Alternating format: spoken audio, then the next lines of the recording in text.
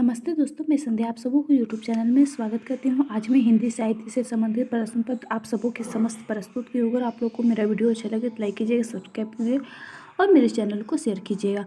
तो ब्रह्मा सूत्र के अनुभाष्य किस आचार्य ने लिखा है? तो वल्लभाचार्य ने। विठलनाथ गोसाई विठलनाथ जी का जन्म कब हुआ था? 1515 ईस्वी में। रसखान की किस रचना में राधा कृष्ण को माली मानकर प्रेमोद्यान का वर्णन करते हुए प्रेम के गूढ़ तत्व का सूक्ष्म विवेचन किया गया है? तो प्रेम वाटिका में। गोस्वामी तुलसीदास ने अपना रामचरितमानस सबसे पहले किसे सुनाया? तो रसखान। राजस्थानी मिश्रित ब्रज भाषा में इनमें से किसने लिखा है? तो मीराबाई ने।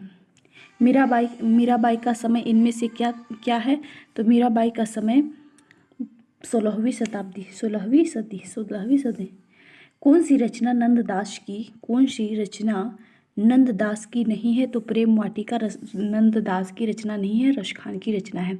उद्धव गोपी संवाद के लिए क्या नाम काव्य में रूढ़ हो गया है? तो भ्रमर गीत परंपरा। नंददास की रचना का नाम बताइए जो प्रेमाख्यान काव्य परंपरा में आती है? तो रूप मंजरी। वृंदावन में मीरा की भेंट किस कृष्ण भक्त से हुई थी?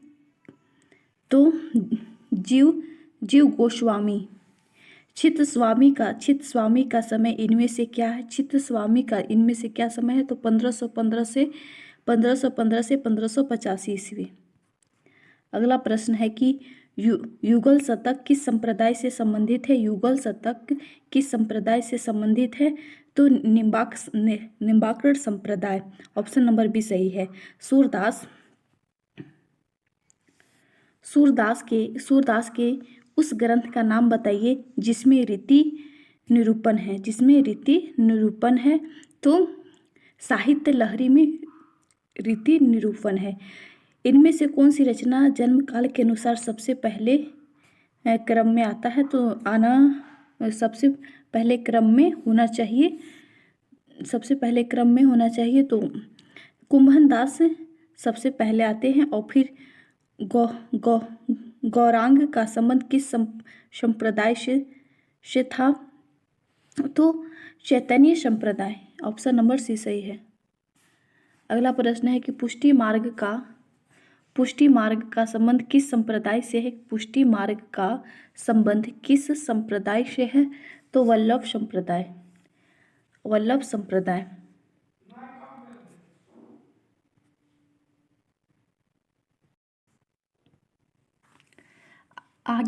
आगे होने वाले कवियों की सिंगार और वात्सल्य की उक्ति सुर की जूठी सी जान पड़ती है।